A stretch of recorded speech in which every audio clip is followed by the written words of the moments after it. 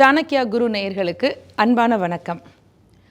உலகத்தை காத்து ரட்சிக்கும் எம்பெருமான் மகாவிஷ்ணு இதுவரைக்கும் 9 அவதாரங்கள் எடுத்திருக்காரு. அவதாரம் அப்படின்னு சொன்னால் மேலிருந்து கீழ் இறங்குதல் அப்படின்னு அர்த்தம். எல்லாம் வல்ல இறைவன் நம்மள மாதிரியான ஜீவாத்மாக்கள் மீது கருணை கொண்டு வானுலகத்திலே இருந்து கீழே மண்ணில் இறங்கி வந்து மானுட உடல் கொண்டு வாழ்ந்து காட்டிய பல அவதாரங்கள் மகாவிஷ்ணு எடுத்திருக்கார். அதில் 9 அவதாரங்கள் பூர்த்தியாயிருக்கு. 10வது அவதாரமாகிய கல்கி அவதாரம் இனிமே வரும் அப்படின்னு பெரியவங்க சொல்லியிருக்காங்க. அதை எல்லாருமே எதிர்பார்த்துட்ருக்கோம். இருக்கட்டும்.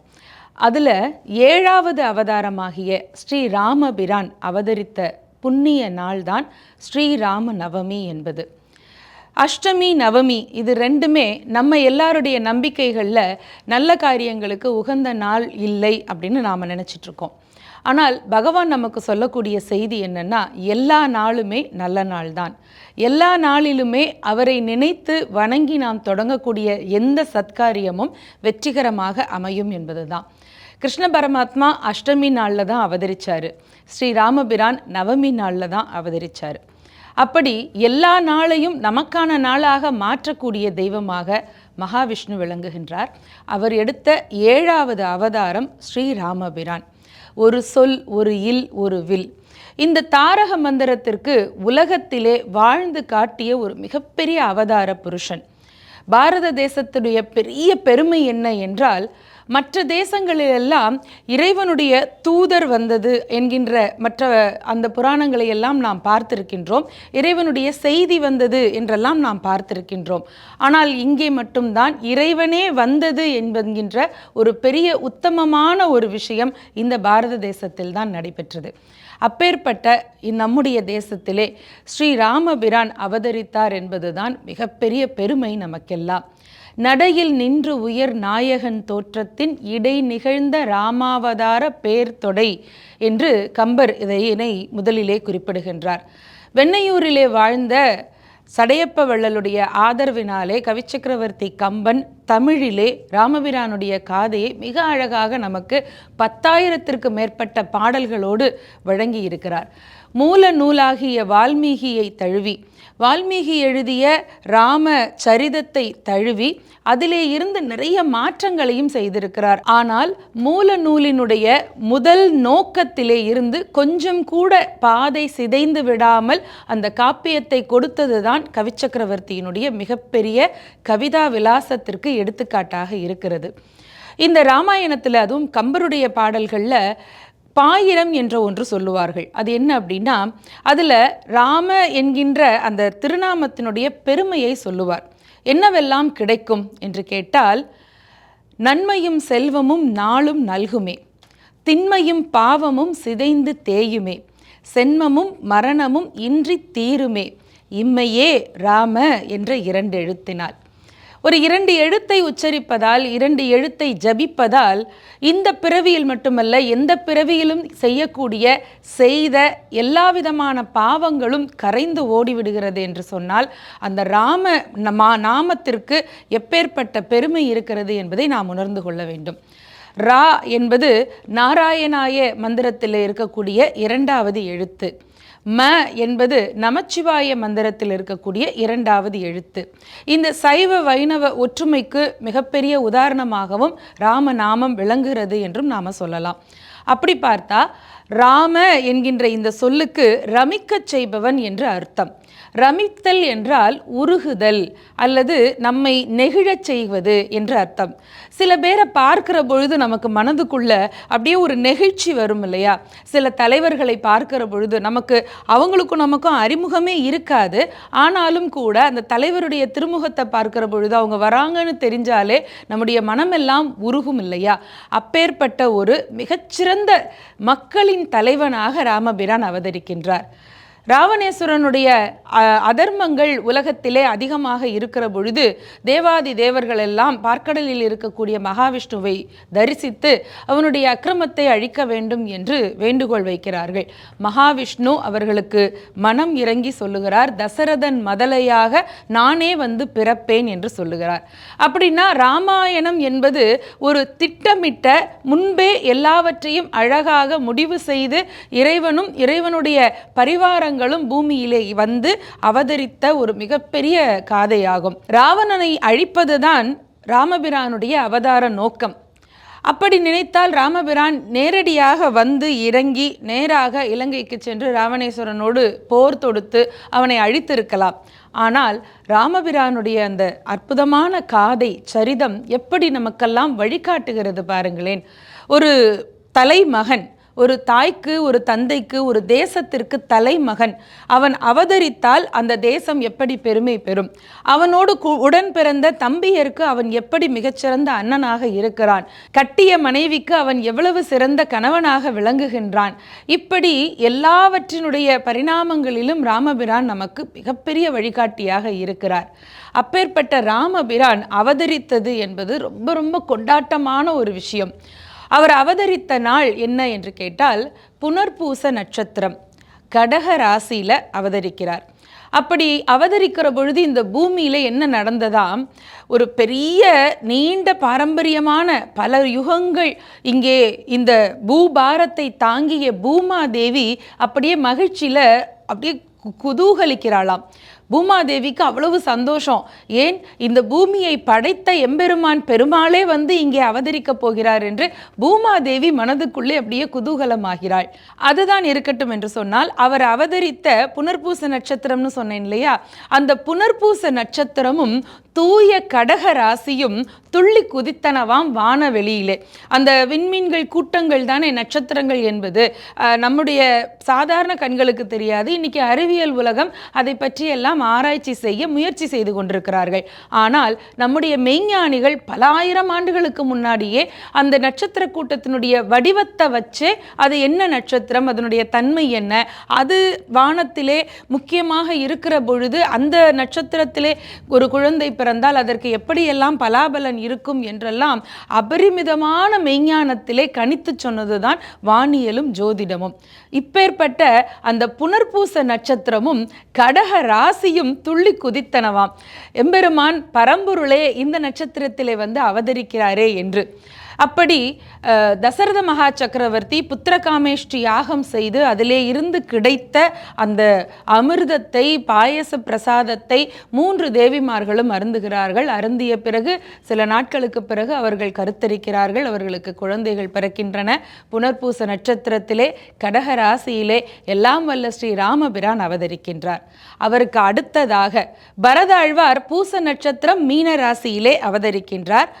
இலக்குவன், அதாவது லக்ஷ்மண பெருமாள், ஆதிசேஷனுடைய அம்சம், ஆதிசேஷன் லக்ஷ்மணராக அவதரிக்கின்றார் இல்லையா, அவர் ஆயில்ய நட்சத்திரத்திலே அவதரிக்கின்றார் கடக ராசியிலே. 4வதாக ஒரு பிள்ளை மீண்டும் பிறக்கிறது சுமித்ரா தேவிக்கு. அந்த குழந்தைக்கு சத்ருகணன் என்று பெயர் வைக்கிறார்கள். அந்த குழந்தை மக நட்சத்திரத்திலே பிறக்கின்றது, சிம்ம ராசியிலே பிறக்கின்றது. சரி, இப்படி 4 அண்ணன் தம்பிகளும் அவதரிக்கின்றார்கள். அதிலே ராமபிரானுடைய அவதாரம் எப்படி நிகழ்ந்தது என்பதை மிக அழகாக கவிச்சக்கரவர்த்தி நமக்கு சொல்லுகின்றார். ஒரு பகல் உலகெல்லாம் உதரத்துள் பொதிந்து அருமறைக்கு உணர்வு அரும் அவனை அஞ்சன கருமுகில் கொழுந்து எழில் காட்டும் சோதியை திற உற பயந்தனள் திறம்கொள் கோசலை. இது கவிச்சக்கரவர்த்தியினுடைய பாடல். ராமபிரான் அவதரித்து விட்டார். எப்படி அவதரித்தார் என்று சொன்னால், இந்த உலகம் எங்கே இருக்கிறதுன்னா பரம்பொருளுடைய வயிற்றுக்குள்ளே இருக்கிறது. ஆனால் இங்கே பரம்பொருளே ஒரு பெண்ணினுடைய வயிற்றுக்குள்ளே வந்து அவதரித்திருக்கிறார். அப்பேற்பட்ட பாக்கியம் பெற்றிருக்கிறாள் கோசலை தேவி. அவளுடைய வயிற்றுக்குள் இருக்கக்கூடிய அந்த பரம்பொருள் எப்படிப்பட்டது? வேதங்களுக்கெல்லாம் உணர்வு தரக்கூடியது. வேதங்கள் என்று சொன்னால் அவை எழுதா கிளவி என்று சொல்லுவார்கள். எது ஒன்றிலும் எழுதுவது வழக்கம் இல்லை. வேதம் குருமார்கள் மூலமாக ஒருவர் பின் ஒருவராக சொல்லி சொல்லி சொல்லி அதை அத்தியனம் செய்வதுதான் நம்முடைய பாரம்பரியம். அப்படி அத்தியனம் செய்து செய்து அந்த வேதம் பல ஆயிரம் ஆண்டுகளாக 4 வேதங்களும் இப்பொழுதும் நம்மால் பூஜிக்கப்பட்டு அத்தியனம் செய்யப்பட்டு கொண்டு இருக்கிறது. அந்த வேதங்களுக்கு உணர்வை தரக்கூடியவனாக இந்த இறைவன் இருக்கின்றான். அவன் எப்படி கருமுகில் வண்ணன் என்று. இந்த உலகத்திலே பல நிறங்கள் உண்டு. இந்த பல நிறங்களில் கருமை நிறத்திற்கென்று ஒரு தனியான ஒரு பெரிய ஈர்ப்பு சக்தி உண்டு. அந்த கருமை எப்படின்னா, பொதுவாக ஆதி காலத்தில் மனிதர்கள் எப்படி இருந்தாங்கன்னா 2 விஷயத்தை பார்த்து பயந்தார்கள். ஒன்று இருட்டு, இன்னொன்று நெருப்பு. இதில் ஒரு பெரிய முரண் பார்த்தீர்களா? இருட்டை பார்த்து பயந்தாங்க அப்படின்னு சொன்னால் அதில் ஒரு நியாயம் இருக்குது. வெளிச்சம் தெரியாது, என்ன பொருள் இருக்குன்னு தெரியாது, அந்த இடத்துல ஏதாவது துர்தேவதைகள் வந்துடுமோன்னா அந்த காலத்தில் நிறைய மூட நம்பிக்கைகள்லாம் இருந்தது இல்லையா? அதை பார்த்து பயந்தாங்க. சரி, நெருப்பு தான் வெளிச்சம் கொடுக்கறது இல்லையா? நெருப்பை பார்த்து ஏன் பயந்தாங்க அப்படின்னா, நெருப்பு அப்படி ஜுவாலையாக பெருநெருப்பாக வரும்பொழுது அதனுடைய வெப்பம் தாங்காமல் எல்லாரும் பயந்து ஓடினார்கள். அதில் நிறைய பேர் சிக்குண்டு மாண்டதை பார்த்ததுலையும் அவங்களுக்கு நெருப்பு அப்படின்னா ஒரு பெரிய பயம் இருக்கும். சரி, இது 2 சிந்தனையும் அப்படியே இருக்கட்டும். இதில் கருமையில் பல வகை உண்டு. கருமையில் நம்மளை பயமுறுத்தக்கூடிய அடர் இருட்டு அப்படின்னு சொல்லுவோம். சிவபெருமானை சொல்கிற பொழுது மாணிக்கவாசக பெருந்தகை சொல்லுவார், நள்ளிருளில் நட்டம் பயின்றாடும் நாதனே என்று. எல்லாரும் பயப்படக்கூடிய அந்த இருட்டில் அவன் நடனம் பயின்று கொண்டு இருக்கிறான் அப்படின்னு சொல்லுவார். அப்போ இறைவனுடைய அந்த தத்துவம் ஒளி பொருந்தியவனாகவும் அவன் இருக்கின்றான், கருமை நிறத்திலும் அவன் இருக்கிறான், அல்லது கருமையாக இருக்கக்கூடிய சூழலிலும் அவன் எப்பொழுதும் ஒளி பொருந்தியவனாகவே இருக்கின்றான். இதைத்தான் இறைவனுடைய தத்துவமாக பெரியவர்கள் சொல்லுவார்கள். இங்கே ராமபிரானிற்கு இருக்கக்கூடிய கருமை நிறம் எப்படி தெரியுமா? நமக்கு பயம் தரக்கூடிய கருமை நிறம் இல்லை. அவன் கருமுகில் வண்ணன். கருமுகில் எப்படி இருக்கும்?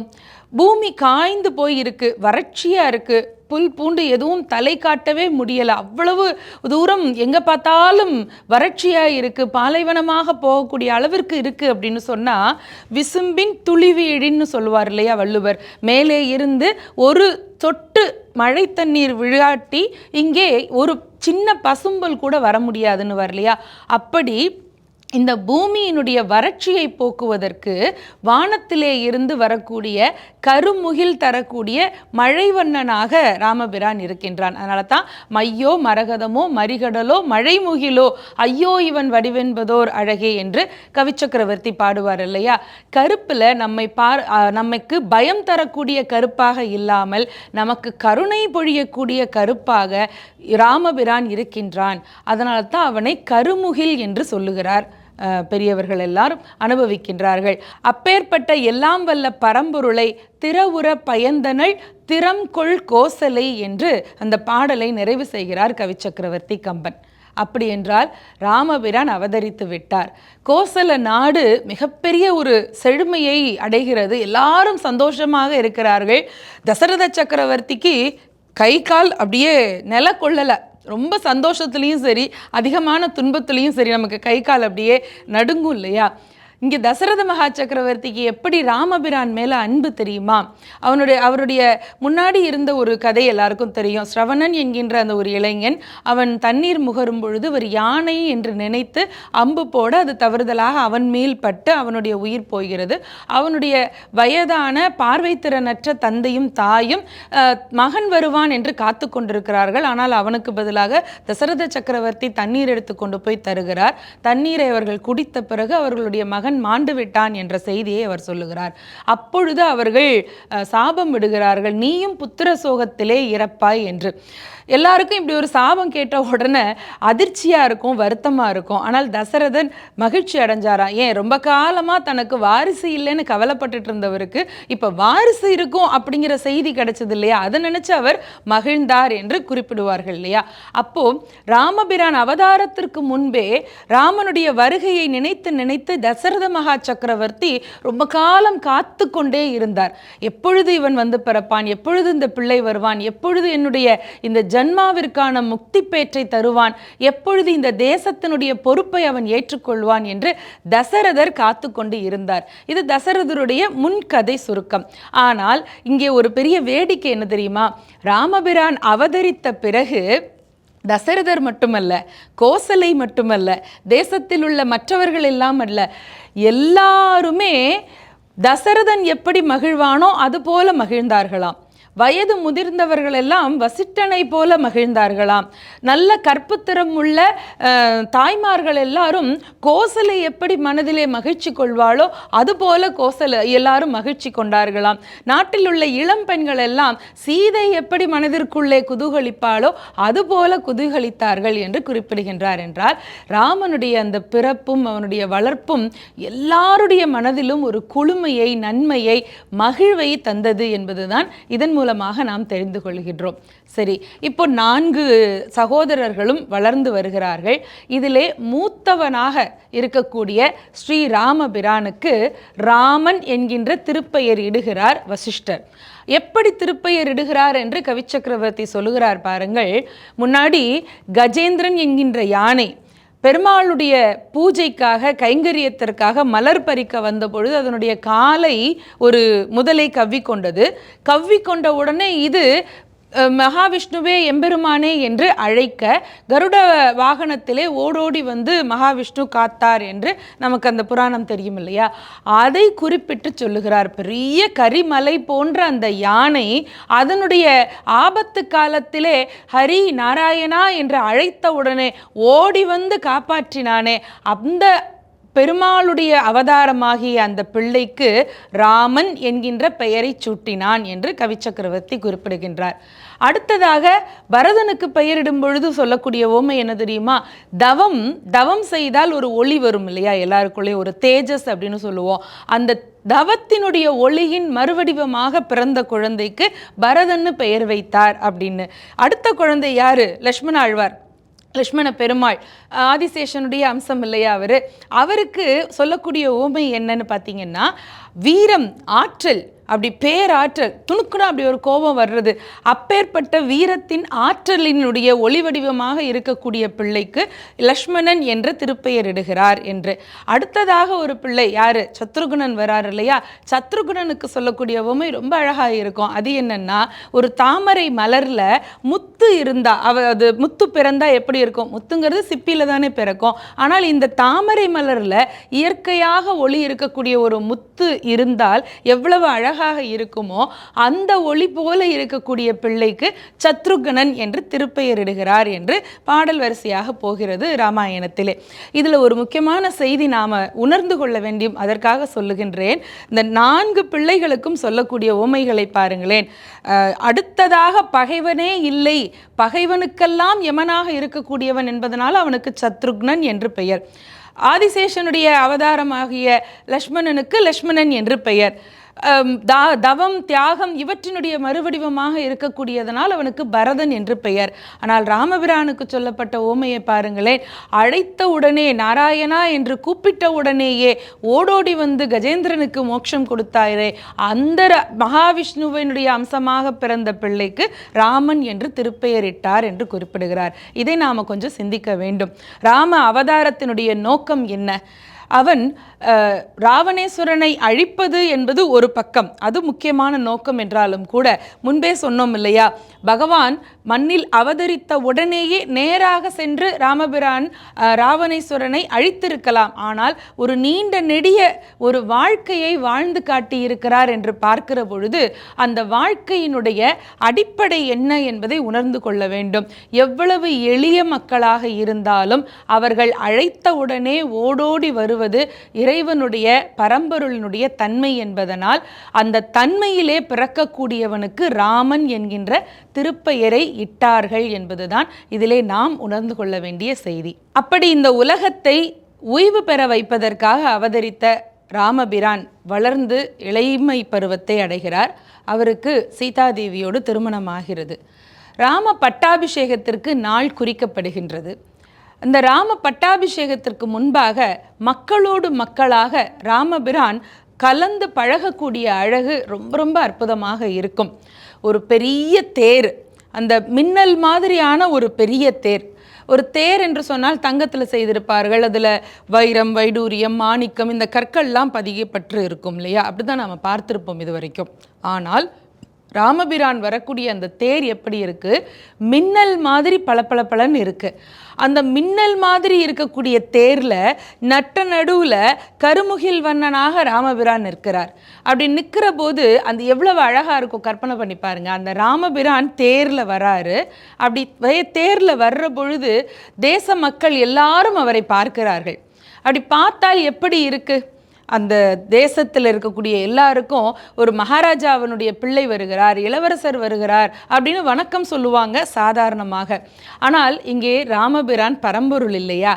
பரம்பொருள் இப்பொழுது மனித வடிவத்திலே வருகிறது. உயிரினங்களுக்கு எப்படி இருக்கும்? எப்படி ஒரு தாயினுடைய அரவணைப்பை, அன்பை நினைத்தால் பிள்ளைக்கு மனம் அப்படியே பாசத்தில் கசியுமோ, அதுபோல பரம்பொருளை பார்த்த உடனே இந்த ஜீவாத்மாக்களுக்கெல்லாம் எலும்பெல்லாம் உருகுகிறது என்று குறிப்பிடுகிறார். மின்பொருவு தேரில் மிசை வீரன் வருபொழுதில் தன் பொருவு இல்கன்று தனிதாவி வரல் கண்டாங்கு. அப்படி வரக்கூடிய அந்த பிள்ளையை பார்த்து அவர்களுடைய மனம், ஆன்மா, உடல், எலும்பு எல்லாமே உருகுகிறது என்று கவிச்சக்கரவர்த்தி குறிப்பிடுகின்றார். ஒரு தலைமை பண்பு உள்ள ஒரு பெரிய தலைவன் எப்படி இருக்க வேண்டும் என்பதற்கு ராமபிரான் மிகச்சிறந்த உதாரணம். இப்படி பார்க்கக்கூடிய மக்களை ஈர்க்கக்கூடிய ஒரு பெரிய அம்சம் அவருக்கு இருந்தாலும் கூட அப்பேற்பட்ட ராமபிரான் இறங்கி வந்து எதிரில் வரக்கூடிய மக்களோடு ரொம்ப சகஜமாக இயல்பாக பேசுகிறாராம். வரக்கூடியவர்களை எல்லாம் பார்த்து, நலமா இருக்கீங்களா, எப்படி உங்களுடைய தொழில் இருக்கு, உங்கள் குடும்பத்தில் எல்லாரும் நலமா இருக்காங்களா, உங்கள் பிள்ளைகள் நன்றாக படிக்கிறார்களா, அறிவுள்ளவர்களாக இருக்கிறார்களா என்றெல்லாம் விசாரிக்கிறாராம். எதிர்வரும் அவர்களை எமையுடைய இறைவன் மதிதரு குமரரும் வலியர்கொல் என்றாங்கு என்று குறிப்பிடுகிறார். அந்த குழந்தைகளுடைய அறிவு வளர்ச்சி வரைக்கும் அவர் விசாரிக்கிறார் என்றால் பெரிய சக்கரவர்த்தியினுடைய திருமகன் தான், பெரிய விலை மதிப்பில்லாத தேரில் வரக்கூடியவன் தான், பார்த்தவுடனே எல்லாருடைய மனங்களையும் ஈர்க்கக்கூடியவன் தான். இருந்தாலும் சௌலபியம் என்று சொல்லுவார்கள் இல்லையா, எளிவந்த தன்மையோடு இறங்கி மண்ணில் வந்து நடந்து மக்களோடு மக்களாக நின்று நீங்க சௌக்கியமா எப்படி இருக்கீங்கன்னு கேட்கக்கூடிய அளவிற்கு அந்த ராமபிரானுடைய தலைமைத்துவம் இருந்தது என்று சொன்னால் இது தெய்வத்தினுடைய அனுகிரகமாகத்தான் நாம் பார்க்க வேண்டும். அப்பேற்பட்ட ராமபிரானை எல்லாரும் பார்க்கிறார்கள். பார்த்தா அதில் ரொம்ப பிரபலமான ஒரு பாடல் உண்டு, கவிச்சக்கரவர்த்தியினோட பாடல். தோள் கண்டார் தோளையை கண்டார், தொடுகழல் கமலமன்ன தாள் கண்டார் தாளையை கண்டார் அப்படின்னு ஒரு பாடல் வரும் இல்லையா? அப்படி பார்க்கிற பொழுது எல்லாரும் ராமனுடைய தோளை பார்த்தா தோளையே பார்த்து கொண்டிருக்கிறார்களாம், தாளை பார்த்தால் தாளையே பார்த்து கொண்டிருக்கிறார்கள். தாளை பார்த்தவர்கள் தலையை நிமிர்த்தி தோளை பார்ப்பது இல்லை, தோளை பார்த்தவர்கள் தலை குனிந்து தாளை பார்ப்பதே இல்லை. இது என்ன ஒரு விசித்திரமாக இருக்குது? ஒரு மனிதன் வர்றாங்க அப்படின்னா, அல்லது நம்ம கோயிலில் ஒரு தெய்வத்தை போய் மூலஸ்தானத்தில் தரிசிக்கிறோம் அப்படின்னா பாதாதி கேசம் கேசாதி பாதம் இப்படி தரிசனம் பண்ணிட்டு வந்துருவோம் இல்லையா? இங்கே பரம்பொருள் வருகிறது.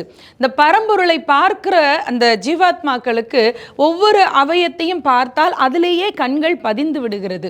இந்த மக்கள் எல்லாம் எப்படி பார்த்தார்கள் என்பதை கவிச்சக்கரவர்த்தி முத்தாய்ப்பா சொல்லுகிறார். வாழ் கொண்ட கண்ணார் யாரே வடிவினை முடிய கண்டார். பெரிய வாழ் மாதிரி நீளமான கண்கள் இருந்தாலும் அவங்க இந்த வடிவத்தை முழுமையாக பார்த்தவர்கள் யாருமே கிடையாது. ஏனென்றால் ஊழிக்காலத்திலே ஒருத்தன் பரம்பொருள் மூலப்பொருள் நிற்பான் இல்லையா, அந்த ஊழிக்காலத்தினுடைய மூலப்பரம்பொருளை பார்த்தவர்கள் அதனுடைய முழு வடிவத்தையும் எப்படி பார்க்க முடியாமல் இருப்பார்களோ அவர்களை ஒத்தவர்களாக இவர்கள் இருந்தார்கள் என்று சொல்லுகிறார்.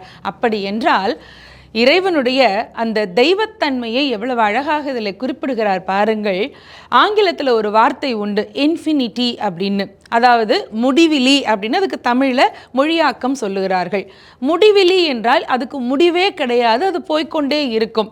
இது சரி, இப்போ ஒரு பெரிய பாதை இருக்குது அப்படின்னா இது முடிவே இல்லைங்க, ரொம்ப தூரம் போய்கொண்டே இருக்குங்க அப்படின்னு சாதாரணமாக பேச்சு வழக்கில் சொல்லுவோம். ஆனால் அதுக்கு ஒரு முடிவுன்னு இருக்கும் இல்லையா? நம்ம அந்த குறிப்பிட்ட தூரத்தை பயணப்பட்டு கடந்தால் நாம் அதை பார்க்கலாம்.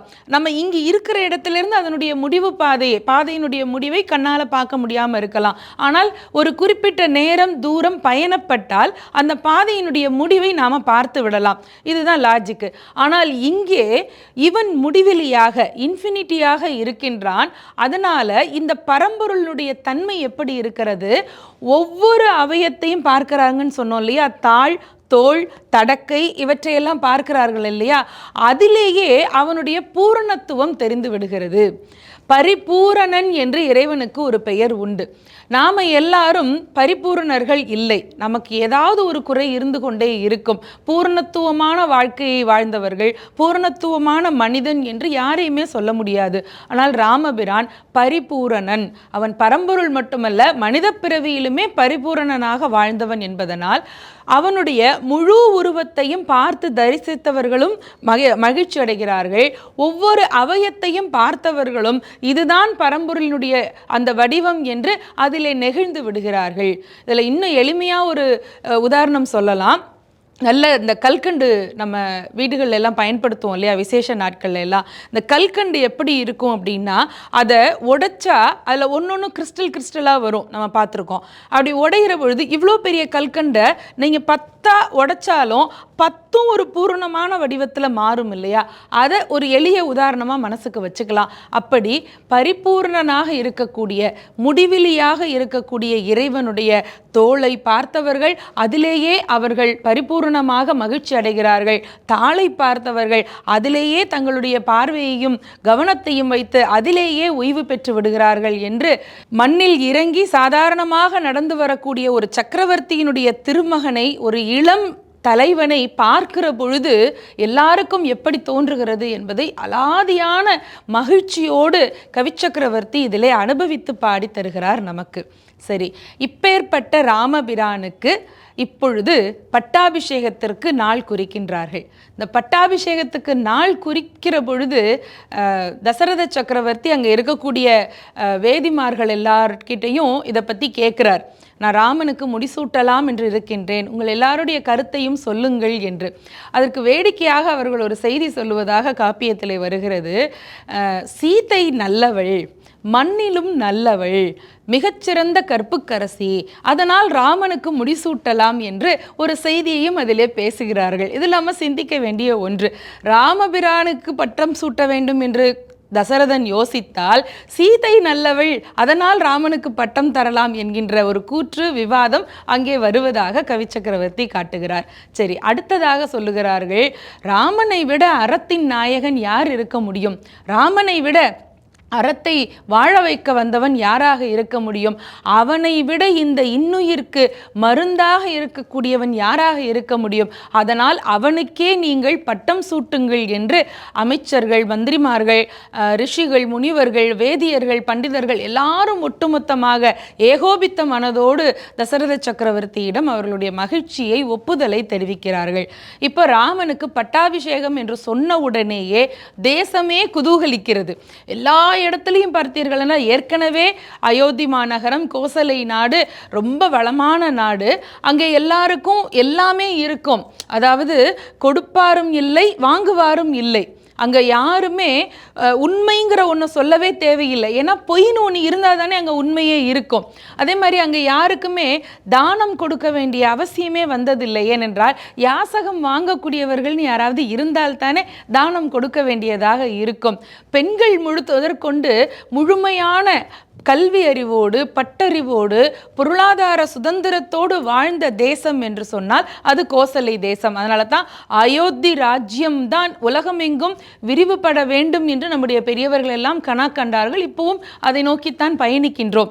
அப்பேற்பட்ட அந்த கோசலை தேசம் எப்படி இருந்தது என்று கேட்டால், ஆசலம்புரி ஐம்புரி வாளியும் காசு அலம்பு முலையவர் கண்யனும் பூசல் அம்பின் நெறியின் புறம் செலா கோசலம்புனை ஆற்று அணி கூறுவாம் என்பார் இல்லையா. அங்கே இருக்கக்கூடிய நீர்நிலைகள் எல்லாம் ரொம்ப சரியாக இருக்கிறது. ஆண்கள் மிக நேர்மையாக இருக்கிறார்கள். ஏனென்றால் பெண்களுடைய கண்கள் தடம் மாறாமல் மிக நேர்த்தியாக இருக்கிறது என்று குறிப்பிடுகின்றார். அப்படி என்றால் பெண்களுடைய அந்த பங்கைய கைநலம் பார்த்தல்லவோ பாரினில் அறங்கள் வளருதம்மா என்று கவிஞர் பாடுவார் இல்லையா. அப்பேற்பட்ட பெண்களுடைய கைகளிலே அறம் இருக்கிறது. அறம் தழைக்க வேண்டும் என்று சொன்னால் வீட்டில் இருக்கக்கூடிய மகாலட்சுமி, புண்ணியவதி, இல்லத்து அரசி, அவள் நற்சிந்தனையோடு இருக்க வேண்டும் என்கின்ற ஒரு உயரிய செய்தியை நமக்கு சொல்லுகிறார்கள். அப்போ ராமபிரானுக்கு பட்டம் சூட்டலாம் என்று கேட்கிற பொழுது சீதை நல்லவள், அதனால் ராமனுக்கு பட்டம் சூட்டலாம் என்றும் அந்த வேதியர்கள் கருத்து தெரிவித்ததாக கவி சக்கரவர்த்தி குறிப்பிடுகின்றார். சரி, பொதுமக்கள் என்ன நிலையிலே இருக்கிறார்கள் என்றால் ஆடுகிறார்கள், பாடுகிறார்கள், கழிக்கிறார்கள், குதிக்கிறார்கள், சிலர் தடித்து விட்டார்கள் என்று கம்பர் குறிப்பிடுகிறார். இந்த சந்தோஷத்தை கேட்டால் பூரிச்சு போவோம்னு சொல்லுவோம் இல்லையா? என்ன உடல் எடை கூடி போச்சு, ரொம்ப சந்தோஷமா இருக்கியோ அப்படின்னு விளையாட்டா நண்பர்களுக்குள்ள பேசிக்கிற மாதிரி அங்கே ராமன் அரசாள போகிறான் என்கின்ற செய்தியை கேட்ட உடனே ஆடுறதும் பாடுறதும் ஓடுறதும் பெருசு இல்லை, செய்தியை கேட்டவுடனே சிலர் தடிச்சு போயிட்டாங்க என்றெல்லாம் கவி சக்கரவர்த்தி குறிப்பிடுகிறார். அப்படி என்றால் என்ன என்றால், தலைமை பொறுப்புக்கு வருவது பெரிதல்ல, ஆனால் அந்த தலைவன் தான் என்கின்ற அந்த அன்பை மக்களிடம் பெறுவது என்பதுதான் பெரிது. ஒரு தேசத்தினுடைய ஆட்சி பீடத்திலே அமருவது என்பது, ராஜாவினுடைய பிள்ளையாக இருந்துவிட்டால் அந்த நாற்காலியிலே அமர்ந்து விடலாம். ஆனால் மக்களுடைய மனங்களிலே இடம்பெறுவது என்பது சாதாரண விஷயம் அல்ல. ராமனுடைய அந்த சரிதத்திலே நாம் புரிந்து கொள்ள வேண்டியது என்ன என்றால், ராமன் தசரதனுக்கு பிள்ளை என்பதனால் அந்த ஆட்சி கட்டலுக்கு தகுதியானவன் அல்ல. ராமன் உலக மக்களுக்கு, நாட்டு பிரஜைகளுக்கு தலைவனாக இருப்பதனால் அந்த ஆட்சியிலே அமருவதற்கு அவனுக்கு முழு தகுதியும் இருக்கிறது என்பதுதான் இதில் நாம் சிந்திக்க வேண்டிய ஒன்று. எனவே ஆட்சிக்கு வருவது என்பது வேறு, மக்கள் மனங்களிலே ஆட்சி செய்வது என்பது வேறு. அப்பேற்பட்ட ஒப்பற்ற தலைவனாக ராமபிரான் விளங்கி இருக்கின்றார். இதில் இன்னும் ஒரு கூடுதலான விஷயம் கவனிக்கணும். என்னன்னா, பொதுமக்கள் மட்டுமல்ல, அங்கே வாழ்ந்த அறிவில் சிறந்த பண்டிதர்கள், புலவர்கள், தவத்தில் சிறந்த ஞானியர்கள், இவர்களுடைய கருத்து எப்படி இருந்தது தெரியுமா? தேசத்தில் வாழக்கூடிய மூத்தவர்கள் மனம் குளிர்ந்து வாழ்த்த வேண்டும். அதனால தான் சொல்லுவாங்க, வீட்டில் மூத்தவங்க இருந்தால் அவங்களுக்கு முதல்ல சாப்பாடு கொடுக்கணும், அவங்கள கவனிச்சுக்கணும், பிறகு நமக்கான அந்த பணிகளை எடுத்துக்கணும்னு சொல்லுவாங்க. இன்னும் கூட அதிகமாக சொல்லுவாங்க, ஒரு இல்லறத்தானுக்கு எது முதல் கடமை அப்படின்னு சொன்னால், தென்புலத்தார் தெய்வம் பிறகு விருந்து என்பார் வள்ளுவ பெருந்தகை. அப்படின்னா தென்புலத்தார்னா அந்த குடும்பத்தில் வாழ்ந்து இறைவனடி சேர்ந்த மூத்தவர்கள், பித்ருக்கள், அவர்களுக்கு செய்ய வேண்டிய கடமைகளை, பித்ரு காரியங்களை முதலிலே சரிவர செய்ய வேண்டும். அதற்கு பிறகுதான் தெய்வம், குலதெய்வம், பிறகு நம்முடைய இஷ்ட தெய்வம், அதற்கு பிறகு விருந்து என்று சொல்லக்கூடிய புதிதாக வரக்கூடிய நண்பர்கள் அல்லது யாத்ரிகர்கள், அவர்களுக்கு உள்ள அந்த தொண்டினை செய்ய வேண்டும். அப்போ தென்புலத்தார் என்று சொன்னால் இருப்பதிலேயே மூத்தவர்களை முதலிலே கவனிக்க வேண்டும். அந்த மூத்தவர்களுடைய ஆசி இருந்தால்தான் குடும்பம் சுபிக்ஷமாக இருக்கும்னு இப்போ நம்ம நிறைய படிக்கிறோம், கேட்குறோம் இல்லையா? அந்த மாதிரியான மூத்தவர்கள் ராமபிரானை நினைக்கிற பொழுது, அவன் ஆட்சிக்கு வருகிறான் என்று நினைக்கிற பொழுது மனம் குளிர்ந்து போகிறார்களாம். அவர்கள் மனம் குளிர்ந்து எப்படி சொல்லுகிறார்கள்? ஊழி வரைக்கும் நீயே ஆட்சி செய்வாயப்பா. எப்படி? இந்த ஒரு 4 வருஷம், 5 வருஷம், 10 வருஷம் இதெல்லாம் இல்லை, பல ஊழிகள் காணும் வரை, பல யுகங்கள் காணும் வரை, ஊழி காணும் வரைக்கும் உன்னுடைய அந்த ஆயுள் நீளும். ஒருத்தர் சொல்றாரு. இன்னொருத்தர் சொல்றாரு, குழந்தை திருமகனே, நீ எங்க எல்லாருடைய ஆயுசிலையும் எடுத்துக்கொண்டு கோடி ஆண்டு வாழ்வாயாக அப்படின்னு சொல்றாங்க. இப்படி யாராவது சொல்லுவாங்களா? பெற்ற தாய் தந்தை தான் என் உயிரை கூட எடுத்துக்க இறைவா, என் குழந்தை உயிரை காப்பாத்துன்னு வேண்டிக்குவாங்கல்ல. ஆனால் இங்கே தேசத்தில் இருக்கக்கூடிய அந்த வேத பண்டிதர்கள் எல்லாரும் ராமபிரானை வாழ்த்துகிறார்கள். எங்களுடைய ஆயுசு காலத்திலே எல்லாம் எடுத்துக்கொண்டு நீ கோடி கோடி ஆண்டுகள் வாழ வேண்டும் என்று. அதைவிட அடுத்ததாக ஒன்று சொல்லுகிறார்கள் பாருங்கள், 5 அவித்து பெற்ற அரிதின் பெற்ற தவப்பயனையும் உனக்கு தருகிறேன் என்று. 5 அவித்தல் என்று சொன்னால் நம்முடைய இந்திரியங்கள் 5ஐயும் கட்டுப்படுத்தி அவர்கள் தவம் செய்திருப்பார்கள் இல்லையா? அது எவ்வளோ பெரிய விஷயம். தவம் செய்வது என்பது அவரவர்களுடைய முக்தி பேற்றுக்கு, வீடு பேற்றுக்கான முயற்சி தானே. அந்த முயற்சியையும் அதனுடைய பலாபலனையும் எங்களுக்கு வேண்டாம், நீ வைத்துக்கொள். அந்த 5 அவித்து அரிதின் முயன்ற தவத்தின் பயனையும் கூட ராமனுக்கு தருகின்றோம். பார்க்கிறோம். ராமன் தழைத்தோங்கி சிறந்தோங்கி வாழ்ந்தால் இந்த பிரபஞ்சம் இனிமையாக இருக்கும், வளமாக இருக்கும், கோசல நாடு உயர்ந்து விளங்கும் என்கின்ற ஒப்பற்ற அன்போடு சொல்லுகின்றார்கள். இதுலேயும் அடுத்ததாக சொன்னாங்க பாருங்க, அந்த பைந்துழாய் அணிந்திருக்கக்கூடிய துளசி மாலை அணிந்திருக்கக்கூடிய பெருமாளுக்கே பெருமை சேரும் என்று கடைசியிலே முடிக்கின்றார் கவி சக்கரவர்த்தி. என்றால் ஒரு தேசத்தினுடைய தலைவனை எப்படி கொண்டாடுகிறார்கள் இந்த மக்கள் என்பதை பார்த்து நமக்கு வியப்பாக இருக்கிறது. தாயும் தந்தையும் உடன் பிறந்தவர்களும் உற்றார் உறவினரும் அவனை கொண்டாடுவது பெரிது அல்ல, தேச மக்கள் அவனை கொண்டாடுவது பெரிதல்ல, அங்கே இருக்கக்கூடிய புல் பூண்டு உயிரினங்கள் அத்தனையும் அவனை தலைவனாக ஏற்றுக்கொண்டு கொண்டாடுகிறது என்று சொன்னால் அதுதான் சிறந்த தலைவனுக்கு உரிய அழகு அம்சம் என்று நாம் புரிந்து கொள்ள வேண்டும். இதுக்கு ஒரு சான்றாக பார்த்தால் நிறைவு பகுதியில் பட்டாபிஷேக பாட்டு ஒன்று இருக்குது, எல்லாருக்கும் தெரிந்த பாட்டு. வனவாசமெல்லாம் போய் ராவண சம்ஹாரமெல்லாம் முடிஞ்சு இப்போ ஸ்ரீராமச்சந்திரமூர்த்தி சீதா பிராட்டி சமேதராக பட்டாபிஷேக மண்டபத்தில் அழகாக எழுந்தருளி இருக்கிறார். அவருக்கு 2 பேருக்கும் மங்கள ஸ்நானங்கள்லாம் முடித்து புத்தாடை பட்டாடையெல்லாம் முடித்தி சர்வ அலங்கார பூஷிதையாக சீதா பிராட்டியும் ராமச்சந்திரமூர்த்தியும் பெரிய சிம்மாசனத்தில் அழகாக வந்து அமர்கிறார்கள். அந்த காட்சி எவ்வளோ மங்களகரமான காட்சி, அதை கவிச்சக்கரவர்த்தி நமக்கு தருகிறார். அந்த இடம் எப்படி இருக்குன்னா, அந்த அரியணையை அனுமன் தாங்குகின்றான். அனுமன் யார்? ராமபிரானுக்கு தொண்டன். அதை விட அடுத்தது பாருங்க, அவருடைய உடைவாள் இருக்கிறது இல்லையா, அந்த உடைவாளை ஏந்தி கொண்டு ஒரு வீரன் வருவான். எல்லா ராஜாவுக்கு பக்கத்துலேயும் உண்டு. அவன் ரொம்ப நம்பிக்கைக்குரிய ஆளாக இருக்கணும், ஏன்னா கையில் கத்தியை வச்சுட்டு இருக்கான் இல்லையா, அவ்வளவு சட்டுன்னு எந்த வீரனையும் நம்பி எந்த ராஜாவும் உடைவாளை கொடுக்க மாட்டாங்க. ஆனால் இங்கே ராமபிரானுடைய உடைவாளை ஏந்தி கொண்டிருப்பவன் யார்னா அங்கதன். அங்கதன் யார்? வாலியினுடைய பிள்ளை. வாலி யார்? ராமபிரானால் வதம் செய்யப்பட்ட ஒரு வானர வீரன். முதல்ல வானர வீரனாக இருந்தான், பிறகு வாலி மோட்சம் என்கின்ற அந்த உயர் பதவியை அடைந்தான். இது நமக்கு தெரியும். வாலி பெற்ற பிள்ளை அங்கதன். வாலியை ராமபிரான் வதம் செய்கிற பொழுது கடைசி நேரத்தில் வாலி பிள்ளை அங்கதனை அழைச்சு, இங்கே பார் எதிரில் நிற்கிறான் இல்லையா, யாரு? ராமபிரான். அவனை ஏதோ சாதாரணமாக ஒருத்தன் நினச்சிடாத, நமக்கு மால் தரும் பிறவி நோய்க்கு இவன்தான் மருந்து, அவனை போய் பிடிச்சிக்கோ இருக்கி அப்படின்னு சொல்லி தன்னை வதம் செய்த ராமபிரானிடம் தான் பெற்ற பிள்ளை அங்கதனை அடைக்கலமாக ஒப்படைத்தான் வாலி.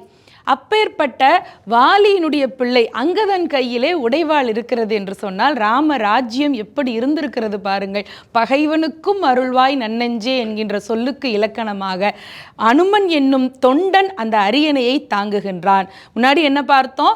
அவன் ராஜா வீட்டு பிள்ளை என்பதனால் அந்த அரியணைக்கு தகுதியானவன் இல்லை.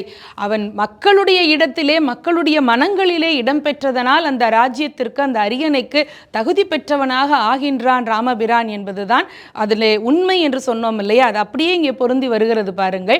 அனுமன் அரியணை தாங்குகிறான், அங்கதன் உடைவாள் ஏந்துகிறான். அரியணை அனுமன் தாங்க, அங்கதன் உடைவாள் ஏந்த, பரதன் வெண்குடை கவிக்க, இருவரும் கவரி வீச, விரை செறி குழலி ஓங்க, வெண்ணையூர் சடையன் தங்கள் மரபுளோர் கொடுக்க வாங்கி வசிட்டனே புனைந்தான் மௌலி. பட்டாபிஷேக பாட்டு இதுதான்.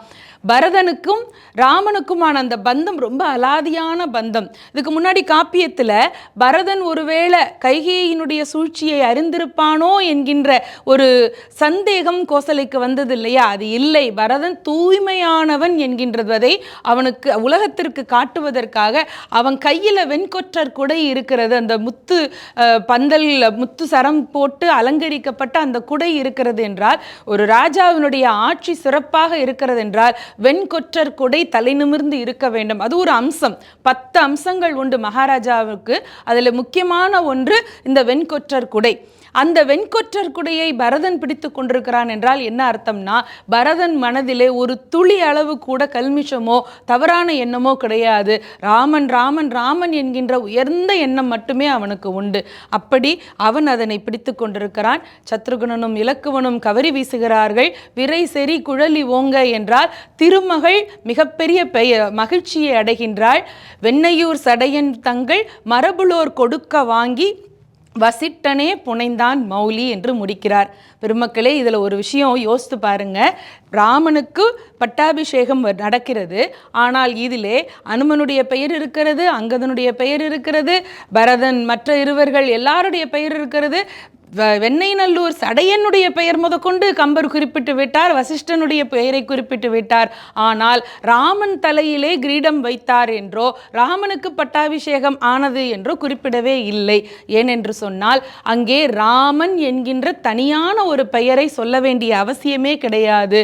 ராமனுக்கு நடந்த பட்டாபிஷேகம் என்பது ராமனுக்கு என்கின்ற தனிப்பட்ட மனிதனுக்கு நடந்தது அல்ல, ராமன் என்கின்ற ஒரு சாதாரண ராஜாவிற்கு நடந்தது அல்ல, அது அறத்திற்கு நடந்த பட்டாபிஷேகம். அதனால் ராமருடைய தலையில அந்த மௌலி கிரீடத்தை வைக்கிற பொழுது உலக மக்கள் எல்லாரும் தான் தலையில ஏதோ அப்படி அழுத்தின மாதிரி அப்படி யோசிச்சு அதை தொட்டு பார்த்தாங்களாம். அதனாலதான் பெருமாள் கோவில்கள் எல்லாம் ஜடாரி வைப்பார்கள் பார்த்தீங்களா. அது பெருமாளுடைய அந்த பாத சேவை, அதை எடுத்து நம்ம தலையில வச்சுக்கிறோம். அப்படி வச்சு அழுத்தினா நமக்கு தலையில ஏதோ வச்சாங்கன்னு தோணும் இல்லையா. இங்க எல்லார் தலையிலையும் கிரீடம் வைக்கல, ஆனால் ராமனுடைய தலையிலே கிரீடம் சூட்டப்பட்டது. எல்லாருடைய சிரங்களிலும் அந்த கிரீடம் சூட்டப்பட்டது போன்ற ஒரு உணர்வையும் மகிழ்வையும் தந்தது என்று சொன்னால், அறம் தலை நிறுத்த இந்த உலகத்தில் அவதரித்த எல்லாம் வல்ல மகாவிஷ்ணுவினுடைய அற்புதமான அவதாரம் தான் ஸ்ரீ ராமபிரானுடைய அவதாரம். ராமராஜ்யம் நிலைக்க, ராமனுடைய அந்த பெருமைகள் எங்கிலும் ஒலிக்க, ராமநாமம் எங்கேயும் எல்லா இடத்திலும் எல்லாரும் ஜபிக்க, உலகமே க்ஷேமம் பெறும் என்பதிலே மாற்று கருத்தே இல்லை. அதனால் ராமனுடைய பெருமையை, ராமனுடைய அந்த சௌலபியத்தை, ராமபிரானுடைய கல்யாண குணங்களை நாள்தோறும் நாம நினைக்க நினைக்க ஸ்ரீராம ராம ராமேதி ரமே ராமே மனோரமே சகஸ்ரநாம தத்யுல்லம் ராமநாம வரானனே என்று சொல்லுவார்களே. சகஸ்ரநாமத்தினுடைய 1000 திருநாமங்களையும் சொல்ல முடியாட்டியும் ராம என்கின்ற நாமத்தை சொன்னால் 1000 திருநாமங்கள் சொன்ன பெருமையை பெறலாம் என்று இது சிவபெருமானுடைய வாக்காக இந்த சகஸ்ரநாமத்திலே வருகிறது என்று சொன்னால், ராம என்னும் சொல் நமக்கு எல்லாவற்றையும் அருளக்கூடிய சொல்லாக இருக்கிறது. அனைவருக்கும் ஸ்ரீ ராமநவமி வாழ்த்துக்கள். நன்றி.